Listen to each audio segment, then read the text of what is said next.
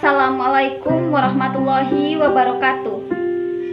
Kami dari Program Studi Pendidikan Bahasa Indonesia, Fakultas Bahasa dan Seni Universitas Negeri Padang, dari kelompok 1. Pada presentasi kali ini, kami akan menampilkan sebuah video dengan tema unsur pengembangan kurikulum dan evaluasi kurikulum. Kelompok kami beranggotakan 5 orang, yaitu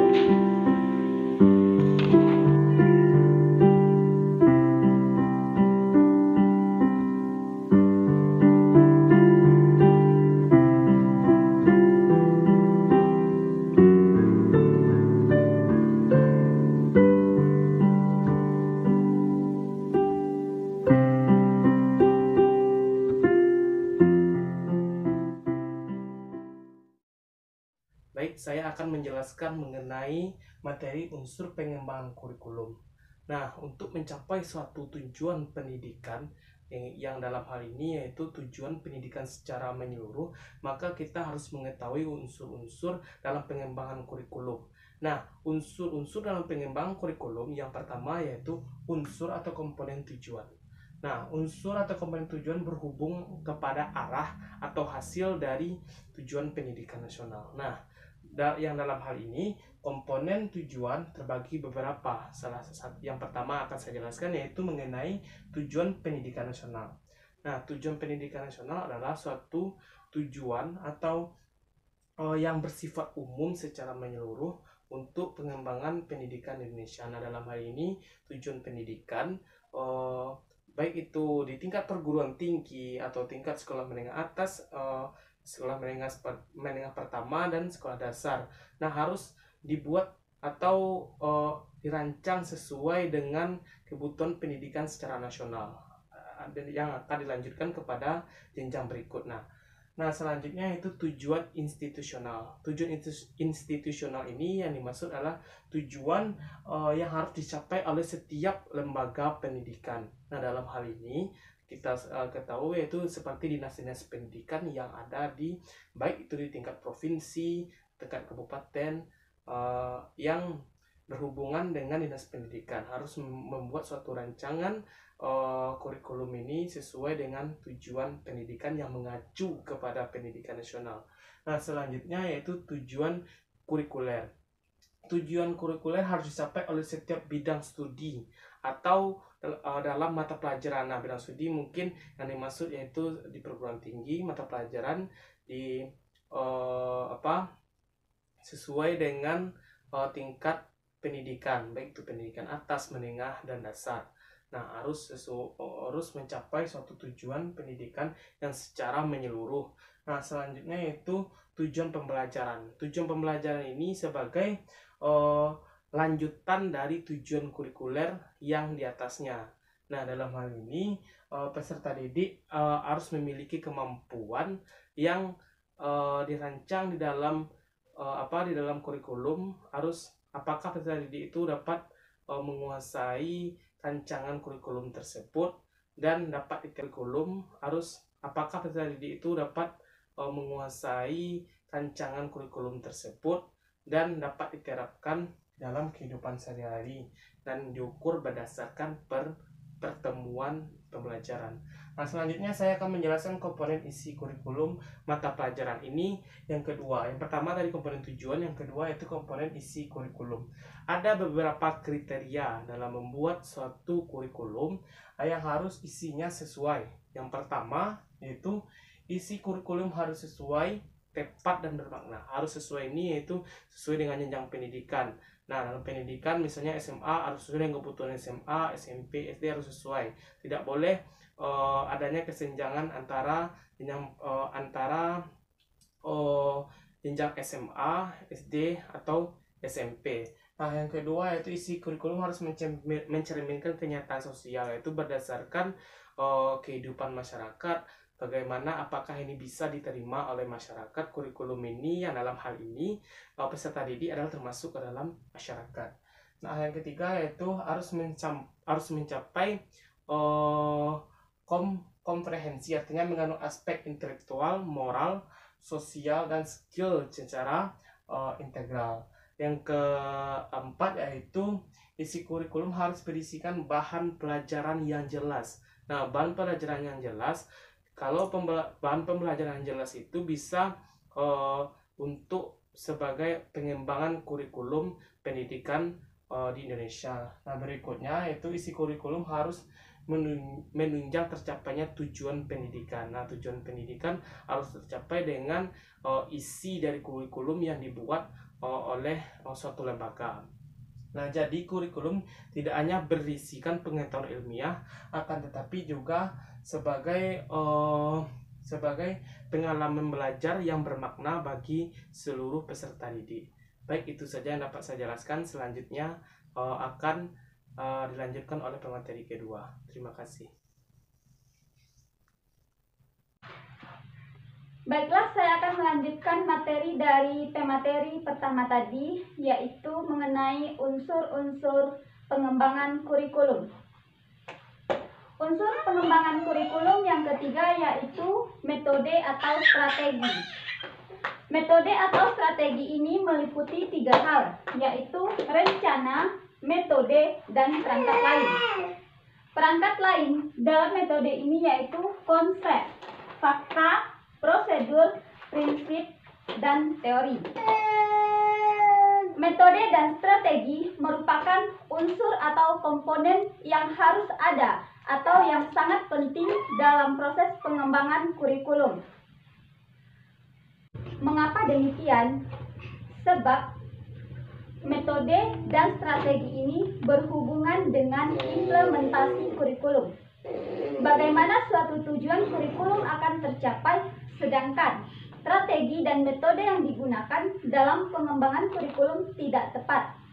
Oleh sebab itu, metode dan strategi dalam pengembangan kurikulum ini sangat dibutuhkan untuk mencapai suatu tujuan yang hendak dicapai. Selanjutnya, unsur keempat yaitu evaluasi. Evaluasi merupakan unsur atau keempat dari bagian pengembangan kurikulum. Evaluasi merupakan unsur yang sangat penting dan tidak dapat pula dipisahkan dari unsur-unsur sebelumnya. Evaluasi memiliki 2 fungsi. Yang pertama, untuk mengetahui tujuan. Maksudnya yaitu, melalui evaluasi ini dapat ditentukan suatu nilai atau suatu arti dari kurikulum tersebut, sehingga dapat dijadikan bahan pertimbangan apakah suatu kurikulum itu perlu dipertahankan atau tidak, dan bagaimana dari kurikulum itu harus disempurnakan. Evaluasi ini merupakan komponen untuk melihat efektivitas pencapaian tujuan. Fungsi kedua yaitu sebagai umpan balik. Umpan balik dalam hal ini yaitu umpan balik dalam perbaikan strategi yang telah ditetapkan, sehingga dapat dicapai tujuan yang hendak dicapai. Itulah materi dari saya. Sekian, terima kasih. Terima kasih kepada moderator yang telah memberikan saya waktu. Di sini saya akan menjelaskan jenis-jenis evaluasi pengembangan kurikulum. Ada 5 jenis evaluasi pengembangan kurikulum. Yang pertama adalah evaluasi perencanaan dan pengembangan kurikulum. Yang kedua adalah evaluasi monitoring atau pemantauan pengembangan kurikulum. Yang ketiga itu adalah evaluasi dampak pengembangan kurikulum. Yang keempat itu ada evaluasi efisien ekonomi pengembangan kurikulum. Yang kelima itu ada program komprehensif dalam pengembangan kurikulum. Baik, saya akan menjelaskan satu persatu dari jenis evaluasi pengembangan kurikulum ini. Yang pertama itu adalah perencanaan dan pengembangan. Di sini adalah perencanaan ini sangat diperlukan untuk mendesain kurikulum agar tepat sasaran dan layak digunakan oleh para siswa atau siswi. Yang kedua itu ada evaluasi, monitoring atau pemantauan dalam perkembangan kurikulum, yaitu memeriksa apakah kurikulum tercapai pada sasarannya secara efektif, apakah sudah berjalan dengan baik yang semestinya. Contohnya saja, Menteri kita Pak Nadiem berkunjung ke salah satu sekolah. Beliau ingin mengetahui apakah evaluasi dari pengembangan kurikulum ini berjalan dengan baik atau tidak. Yang ketiga itu ada evaluasi dampak. Evaluasi dampak di sini adalah untuk mengetahui dampak yang ditimbulkan oleh suatu kurikulum yang diukur berdasarkan indikator pencapaian tujuan kurikulum tersebut. Misalnya dalam proses pembelajaran, seorang guru kan mewajibkan siswanya untuk aktif, misalnya dalam berdiskusi. Dalam proses pembelajaran tersebut, guru pasti akan mengevaluasi bagaimana pembelajaran tersebut berjalan dengan baik atau tidak. Apa sih dampak yang ditimbulkan dari si anak? Misalnya dampak positifnya si anak jadi kreatif, jadi tambah mengeksplor dirinya itu untuk jadi kemampuan dia itu bertambah gitu dalam menyampaikan pendapatnya. Nah, di sini guru mengukur ketercapaian evaluasi kurikulum tersebut. Terus yang keempat ada evaluasi efisiensi ekonomi dalam pengembangan kurikulum, yaitu menilai tingkat efisien tersebut dari segi biaya, tenaga, waktu yang diperlukan dalam kurikulum tersebut. Yang kelima itu ada evaluasi program komprehensif, di mana di sini kita menilai kurikulum secara menyeluruh, mulai dari perencanaan, pengembangan, implementasi, dampak, dan efektif atau efisiensi dari si kurikulum tersebut. Contohnya, kita mengambil contoh kurikulum 2013. Di sini kita mengevaluasi perencanaan dan berjalan dengan baik atau tidak. Terus implementasi, apakah penerapan dan pelaksanaan kurikulum tersebut berjalan dengan baik atau tidak. Yang ketiga itu dampak. Dampak itu kan ada dua, dampak positif sama negatif. Jadi kita harus mengevaluasi dampak-dampak tersebut. Nah, yang keempat itu aktivitas, di mana seorang guru itu harus evaluasi apakah kurikulum tersebut efektif atau tidak gitu. Yang kelima itu efisien. Efisien itu mendayagunakan waktu dengan sebaik-baiknya agar menghasilkan hasil yang memadai. Yaitu ada menurut Revewell ada 5 evaluasi kurikulum yang digunakan pendekatan. Nah, untuk melaksanakan pengembangan kurikulum tersebut, jadi menurut Revewell ini melaksanakan evaluasi kurikulum yang menggunakan pendekatan gitu. Yang pertama itu ada menentukan tujuan dari evaluasi. Yang kedua memilih, mengubah dan menyusun alat evaluasi dengan menguji objektif,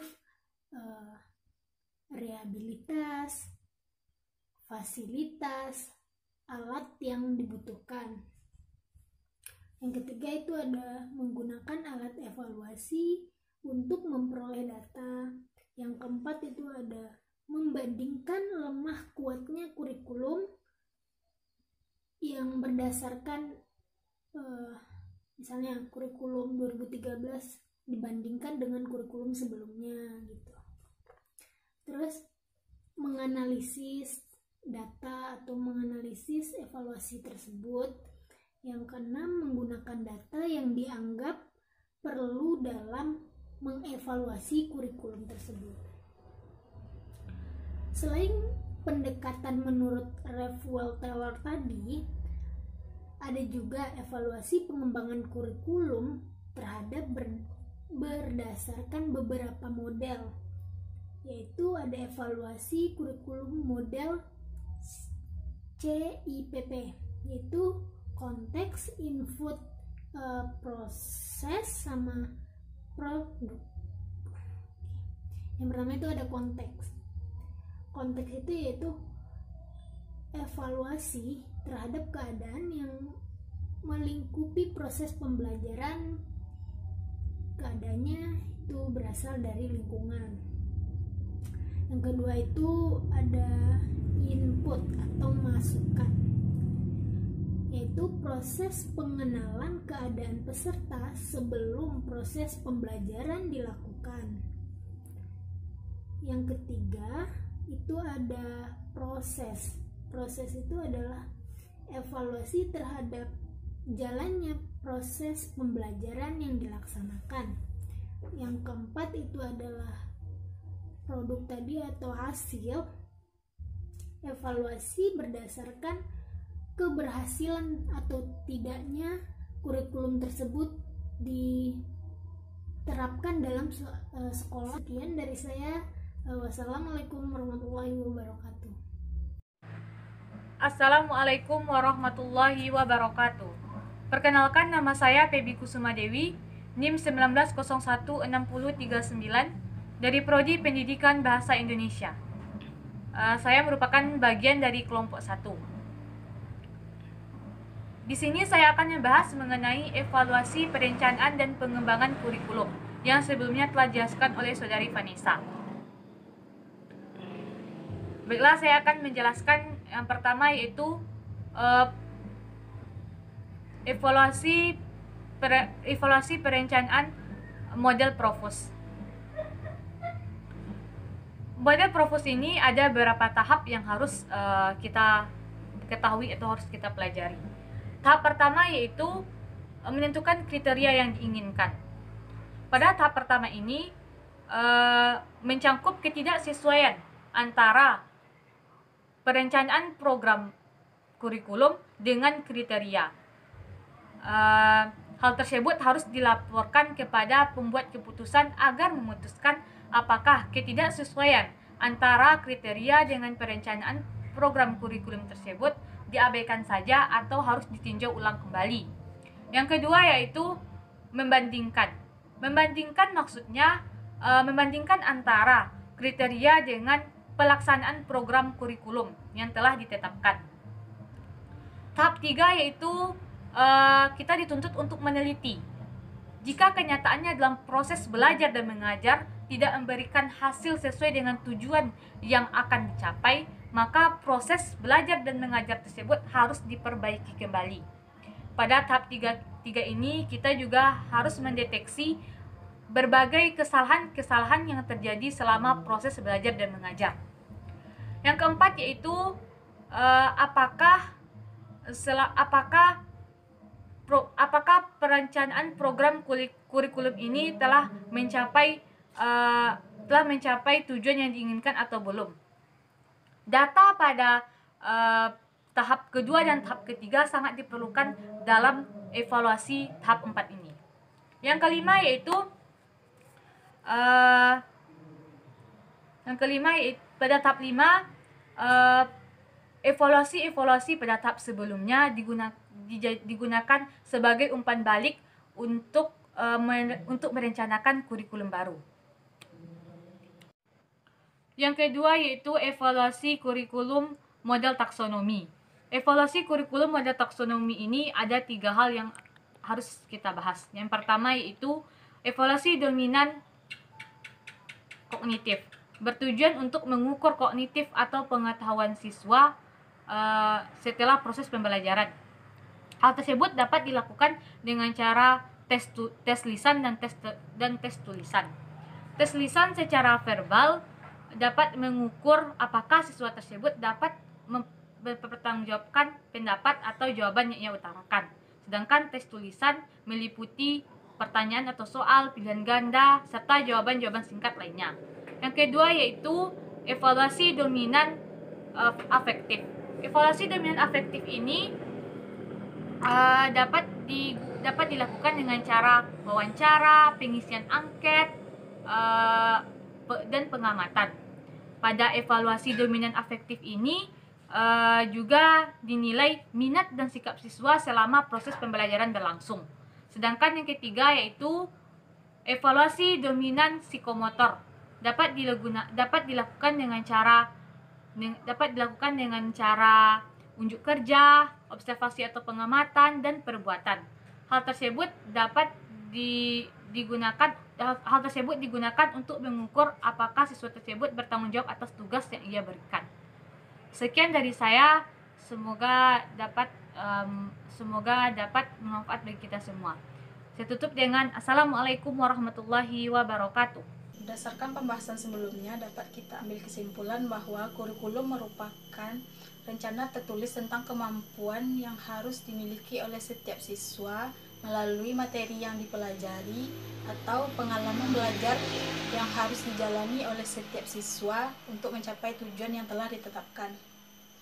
Pengembangan kurikulum itu harus ada beberapa komponen yang harus dimiliki. Yang pertama itu komponen tujuan, yang kedua itu komponen isi kurikulum atau materi pelajaran, yang ketiga itu komponen metode atau strategi dari kurikulum, dan yang keempat itu komponen evaluasi. Dalam kurikulum tidak hanya memerlukan sebuah pengembangan, tetapi juga evaluasi. Melalui evaluasi, kita dapat menentukan nilai dan arti kurikulum, sehingga dapat dijadikan bahan pertimbangan apakah kurikulum itu dapat dipertahankan atau tidak, dan bagian mana saja yang perlu kita sempurnakan. Dengan adanya evaluasi terhadap pengembangan kurikulum, maka diharapkan dapat meningkatkan pendidikan di Indonesia. Sekian presentasi dari kami tentang unsur pengembangan kurikulum dan evaluasi kurikulum. Mohon maaf atas segala kesalahan. Assalamualaikum warahmatullahi wabarakatuh.